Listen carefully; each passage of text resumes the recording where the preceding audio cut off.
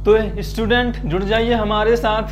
मैं शशांक स्वागत करता हूं आपका अपने चैनल ग्रो ज्ञानविद शशांक में। आपको पता ही है फिजिक्स में चल रहा है हमारा अल्टरनेटिंग करंट यानी प्रत्यावर्ती धारा। तो जो स्टूडेंट आज हमसे नए जुड़े हैं वो चैनल को कर दीजिए सब्सक्राइब, बेल आइकन को कर दीजिए पुश, जिससे कि आने वाली हर एक वीडियो का नोटिफिकेशन सबसे पहले आपको मिल सके। शानदार यूपी बोर्ड की स्टडी के लिए अगर आप यूपी बोर्ड एग्जाम क्रैक बहुत अच्छा परसेंट लाना चाहते हैं तो जुड़िए हमारे साथ और कीजिए हमारे चैनल को सब्सक्राइब। अगर आपने अभी तक वीडियोस नहीं देखी हैं, फिजिक्स की पिछली आप वीडियोस देखना चाहते हैं अर्धचालक इलेक्ट्रॉन की, तो आप डिस्क्रिप्शन में जाकर प्लेलिस्ट बनी हुई है, वहां से जाकर आप उन वीडियोस को देख सकते हैं। तो पिछले जो क्लास थी मैंने उसमें आपको बताया था एसी की एवरेज वैल्यू यानी औसत मान के बारे में। आज हम बात करेंगे एसी के वर्ग माध्य मूल मान यानी रूट मीन स्क्वायर वैल्यू या आरएमएस मान की। अब आप सोच रहे होंगे ये वास्तव में आरएमएस वैल्यू होती क्या है। तो पहले आप ये डायग्राम पर ध्यान लगाइए कि जो ये अल्टरनेटिंग करंट है ऐसे चलता है, ये तो आपको पता ही है। यानी कि ये बढ़ रहा है, बढ़ता जाता है, फिर एक पॉइंट पे जाके मैक्सिमम होके फिर कम होता जाता है, ये धन दिशा हो गई। फिर नेगेटिव डायरेक्शन में आप चलते हो तो फिर मैक्सिमम होता है, फिर नेगेटिव में भी ये माइनस होके मैक्सिमम होके फिर जीरो पर आ जाता है। लेकिन अगर मान लीजिए किसी इंस्ट्रूमेंट के लिए हम ये कांस्टेंट निकालना चाहें कि भाई अगर इसमें इतनी धारा प्रवाहित होगी तो इतनी इसमें एनर्जी लॉस होगी, यानी हीट जो जनरेट होती है। अब मान लीजिए आपने एक रेजिस्टेंस ले रखा है, ये रेजिस्टेंस जोड़ दिया आपने एसी से। अब आपसे बोला जाए कि भाई यहां पर एक कितनी वैल्यू दी जाए कि जो आई स्क्वायर आर टी है वो यहां से हीट कितनी जनरेट होगी, तो आप बार बार तो निकाल नहीं सकते कि भाई यहां पे देखोगे तो कम फिर ज्यादा फिर कम फिर यानी जो हीट जनरेशन है वो भी हमारी इक्वल नहीं आएगी, समझ में नहीं आएगी कितना हुई। तो हम एक पूरे साइकिल के लिए ये देखते हैं कि औसत वैल्यू के जो वैल्यू थी वो आपने निकाल ली थी, लेकिन अगर पूरे चक्कर के लिए अगर इसमें हम एक निश्चित मात्रा में हीट प्रोड्यूस करें कि भाई एक साइकिल के बाद इसमें इतनी हीट प्रोड्यूस हो जाएगी इस वाले रेजिस्टेंस में, तब आप यूज करते हो आरएमएस वैल्यू यानी वर्ग माध्य मूल मान। यानी जो वर्ग माध्य मूल मान है वो डीसी की तरह एक कांस्टेंट वैल्यू देता है आपके लिए अल्टरनेटिंग करंट की। तो ये तो क्लियर हो गया होगा आपको कि आरएमएस वैल्यू वास्तव में होती क्या है, निकालते क्यों हैं, क्योंकि हमें एक कांस्टेंट वैल्यू चाहिए होती है हीट एब्जॉर्ब जो हो रही है एसी के द्वारा उसको निकालने के लिए। अगर हम हर पॉइंट पर हीट निकालेंगे तो बड़ा दिक्कत हो जाएगी, इसलिए हम एक ऐसी वैल्यू निकालते हैं जो पूरी साइकिल के लिए लगभग नियतांक लगभग नियता आ जाए। कैसी आ जाए? कांस्टेंट आ जाए। तो वही होती है आपकी आरएमएस वैल्यू। अब होती क्या है, डेफिनेशन आप कैसे लिखना चाहोगे? ये लिखा वर्ग माध्य मूल मान, यानी कि आपके करंट का वर्ग का माध्य का मूल निकाला जाए तो वो बन जाता है आपका वर्ग माध्य मूल मान। यानी किसी परिपथ में प्रत्यावर्ती धारा के वर्ग के औसत के वर्गमूल को वर्ग माध्य मूल मान कहते हैं। अब इसका जो आर्टिकल है वो होता प्रूफ कैसे है वो देखेंगे। अब भाई कैसे होगा, तो मैंने जब आपको पहले ये एक्सरसाइज शुरू की थी, ये पार्ट जब शुरू किया था तो बता दिया था भाई आईआरएमएस के लिए जो करंट इक्वेशन होता है तुम्हारा वो होता है किसी भी सर्किट के लिए I बराबर आई साइन ओमेगा टी, आई बराबर I am sine omega T, जहां पर आई एम क्या है? मैक्सिमम करंट की वैल्यू यानी धारा का अधिकतम मान। अब ये क्या कह रहा है कि वर्ग माध्य मूल मान, मैंने भी डेफिनेशन में बताया आपको कि जो आई आर एम एस है आपका, आई आर एम एस जो है वो धारा, अब इस वाली इक्वेशन का वर्ग निकाल दोगे तो आई स्क्वायर आ जाएगा। क्या आ जाएगा? आई स्क्वायर। माध्य मतलब एवरेज। एवरेज कैसे निकलता था? तो मैंने बताया था कि भाई जहां तक आपको लेना है मान लीजिए फुल साइकिल के लिए ये आपको लेना है, ये देखिए, तो जब आप फुल साइकिल के लिए यहां पे t/2 हो गया, यहां पर t हो गया, तो 0 से t I² dt ये माध्य हो गया, डिवाइड बाई किससे करना पड़ेगा, t से, क्योंकि आपने कहां से कहां तक निकाला है, 0 से t, ये मैंने कल भी आपको समझाया था। और इसका वर्गमूल करते हो जब आप, तब आपका निकलता है RMS वैल्यू। क्या करते हो, वर्गमूल को क्या बोलते हैं हम, रूट बोलते हैं, रूट का 1/2 हो जाता है। या आप बोल सकते हो कि चलो भाई इसको जरा सा सॉल्यूशन करने के लिए, हम सॉल्व करने के लिए इस जो वर्गमूल यहाँ पे लगा हुआ है, इसको हम इस पर स्क्वायर लगा लेंगे, दोनों ओर का वर्ग कर दोगे तो ये हो जाएगा आपका I² RMS बराबर t, यहाँ पे भाग में तो t कहाँ जाएगा, 1/t हो जाएगा, भाग में ही रहा भाई, 1/t हो गया, इंटीग्रेशन 0 से t I² dt। क्लियर है। आई ये जो वर्गमूल था वो इधर किस में आ गया, वर्ग में, बट्टा t इंटीग्रेशन से बाहर ही है, तो 0 से t I² dt ये क्या वैल्यू हो जाती है आपकी, IRMS। क्या हो जाती है, IRMS। कोई दिक्कत है आपको, जैसे हमने कल समाकलन से सवाल किया था वैसे ही समाकलन से करेंगे। थोड़ा जीव विज्ञान वालों को ध्यान देने की जरूरत रहेगी कि ये वाला कैसे फॉर्मूला पुट किया गया है। जब आप समाकलन का फॉर्मूला ठीक लगा दोगे तो आप IRMS की वैल्यू को आसानी से फाइंड कर सकते हो। तो एक और बात मैंने बता रखा है आपको कि जो टाइम पीरियड था आपका वो t बराबर 2π/ω था, उसको देखेंगे। अब आप देखो कि जो I है वो Im sin ωt है, तो जब आप यहां पर लगाओगे इसकी वैल्यू, यानी 1/t 0 से t I² की जगह पर लगाओगे Im का स्क्वायर हो जाएगा और sin² ωt इंटू dt। जब मैंने कल बताया था ये समाकलन निशान है, कोई दिक्कत नहीं है, एवरेज वैल्यू अगर नहीं पड़ी है तो वो वीडियो जाकर देख लें। आपको ये 0 क्या है, t क्या है, ये चिन्ह किसका है, ये t क्या है, सब मैं पिछले क्लास में बता चुका हूं। तो मैंने बताया था कि भाई साइन जो d के साथ होता है उसी का समाकलन होता है, तो यहां पर d के साथ t है, t के उस पद में आ रहा है sin² ओमेगा t में आ रहा है, तो I²m कहां निकाल दें हम, बाहर निकाल दें, बट्टे t इंटीग्रेशन 0 से t sin² ωt और dt। क्या हो गया, sin² ωt इंटू dt।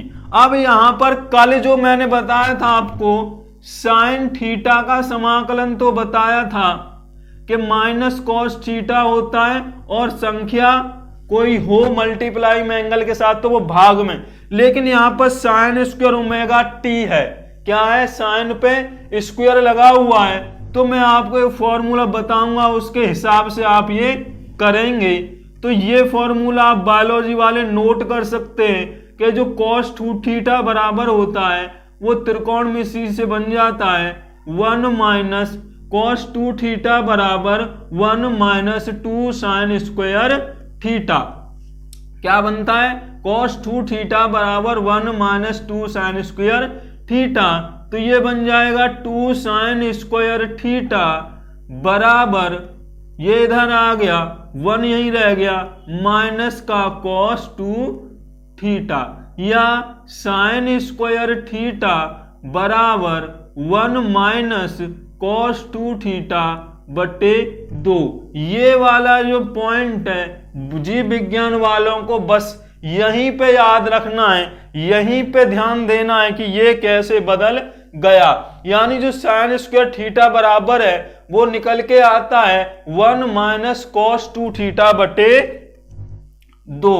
तो जरा दिमाग लगाइएगा, I²m बट्टे t चल रहा है, इंटीग्रेशन 0 से t चल रहा है, लेकिन sin² थीटा की जगह क्या है, यहां पर ωt है। क्या करना है आपको, थीटा की जगह पे क्या रख देना है, ωt। तो 1 - cos 2ωt बटे 2 इंटू dt इंटू डी। अब ये बताओ किस किस की समझ में नहीं आया। साइन स्क्वायर थीटा, थीटा जब यहां क्या है ओमेगा टी, तो ये बन गया साइन स्क्वायर थीटा, यानी ओमेगा टी क्या बन गया थीटा। तो साइन स्क्वायर थीटा बराबर क्या होता है 1 माइनस कॉस 2 थीटा। लेकिन थीटा की जगह हमारी इक्वेशन में क्या है ओमेगा टी, क्या है ओमेगा टी बटा 2।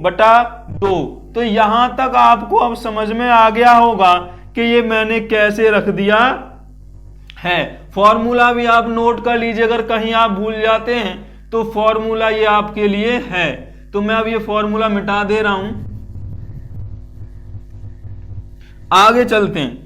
अब बट्टे 2 तो भाई भाग में कांस्टेंट है, बाहर निकाल दूं बट्टे 2 को, तो बराबर ये बन गया आई स्क्वायर एम बटे 2t। ये 2 आ गया बाहर, तो क्या हो गया 2t। इन दोनों को अलग अलग लिख सकता हूं मैं, यानी इंटीग्रेशन 0 से t 1 माइनस, यानी 1 है माइनस अलग कर लेते हैं अगर आपको नहीं आता समझ में, 1 minus cos 2 omega T into D T. कोई दिक्कत है यहां तक? समाकलन करना है आपको 1 minus cos omega 2 omega T D T का। अगर ये 2 कहां गया बाहर आ गया, तो कैसे करेंगे भाई, तो बराबर आई स्क्वायर एम बटे 2t। अब समाकलन, जब आप 1 का समाकलन करते हो, यानी किसी कांस्टेंट का समाकलन करते हो, यानी 1 की गुणा dt में हो जाएगा, तो डी के साथ जो होता है वही पद आ जाता है, यानी कि 1 का समाकलन क्या हो गया t। अभी मैं आपको यहां पे दोबारा दिखाता हूं, अगर आपका इंटीग्रेशन 1.dx होता, क्या होता 1.dx, तो इसका जो इंटीग्रेशन सॉल्व होता, जो d के साथ आता है वो हो जाता है किसी भी c का कांस्टेंट का समाकलन। क्या हो जाता है जो d के साथ में होता है, तो 1 का समाकलन क्या हो गया t हो गया, माइनस कॉस का समाकलन मैंने कल आपको बताया था साइन होता है, क्या होता है साइन होता है 2 ओमेगा टी। लेकिन कल मैंने ये भी बताया था कि जो t के साथ है 2 ओमेगा टी पूरा एंगल है, तो t के सापेक्ष होना था, तो बट्टे में क्या गया 2 ओमेगा, क्या चला गया 2 ओमेगा। कोई दिक्कत है? कल भाई मैंने बताया था ना आपको कि जब cos थीटा का जब आप समाकलन करते हो cos थीटा का, तो बराबर आ जाता है साइन थीटा। लेकिन अगर इसके साथ कोई एंगल मैंने जोड़ दिया, क्या जोड़ दिया एंगल, तो साइन 2 थीटा और बट्टे में 2। कल भी मैंने ये बताया था कि इसके साथ जो एंगल में होता है वो कहां चला जाता है बट्टे में चला जाता है। किस में चला जाता है बट्टे में। तो ये इंटीग्रेशन अब आपको समझ में आ गया। गणित वाले तो जानते ही हैं, वो तो फास्टली कर देंगे, बशर्ते बायोलॉजी वालों के लिए थोड़ा ध्यान लगाना है। अब बना आपका भाई आई स्क्वायर एम बटे 2t, ओमेगा टी एलसीएम ले लो तो ये बन जाएगा 2 omega T minus sine 2 omega T बटे 2 ओमेगा 0 से t। हर एक स्टेप को बड़ा धीरे धीरे से चल रहे हैं। 2 ओमेगा एलसीएम आ गया 2 omega T minus sine omega 2t बट्टे 2 ओमेगा। 2 ओमेगा कॉन्स्टेंट है, बाहर ले सकते हैं हम, तो आई स्क्वायर एम बटे 2 दूनी 4 ओमेगा टी। क्या बन गया 2 दूनी 4 ओमेगा टी। अंदर क्या बचा आपका 2 omega T minus sine 2 omega T बटे कुछ नहीं, बट्टे तो चला ही गया बाहर, 0 से t। अब मैंने कल आपको लिमिट रखना बताया था कि भाई जिसकी जगह पर लिमिट रखनी है वो लगा दो लिमिट। तो आई स्क्वायर एम बट्टे 4 omega T, 2 omega upper limit लगाएंगे टी हो गई minus 2 omega into 0, lower limit पर 0 माइनस अपर लिमिट लगाएंगे तो साइन 2 ओमेगा टी और माइनस माइनस प्लस, क्योंकि लोअर लिमिट किस में लगती है माइनस में, ऑलरेडी माइनस आ रहा है तो साइन 2 ओमेगा इंटू 0। सॉल्व करो भाई जल्दी से।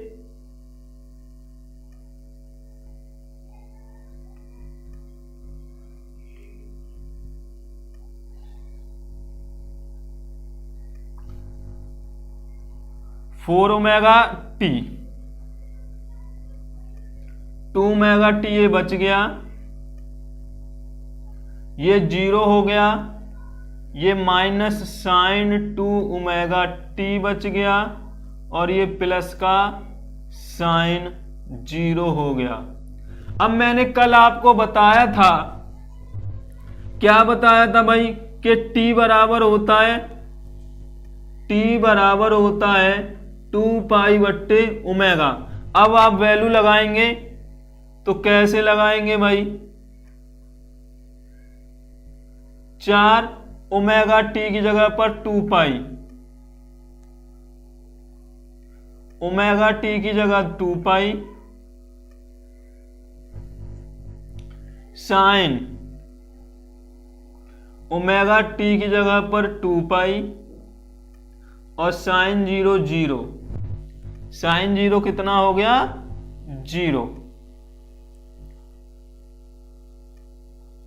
आई स्क्वायर एम बटे 8 पाई, ब्रैकेट में बन गया 2 दूनी 4 माइनस, अब ये साइन 4 पाई है, वैल्यू डायरेक्टली लगा ले रहे हैं। जब आप वैल्यू लगाओगे साइन 4 पाई, साइन के साथ किसी भी आप पाई में मल्टीप्लाई करते जाते हो तो वो क्या बन जाता है, वैसे कितना बन गया 2 दूनी 4, 720 बन गया। ये जब भी आप पाई की वैल्यू निकालते हो साइन में वो ऑलरेडी 0 आती है, कितनी आती है 0, कितनी आती है 0 माइनस 0। तो ये आपका बन गया आई स्क्वायर एम बटे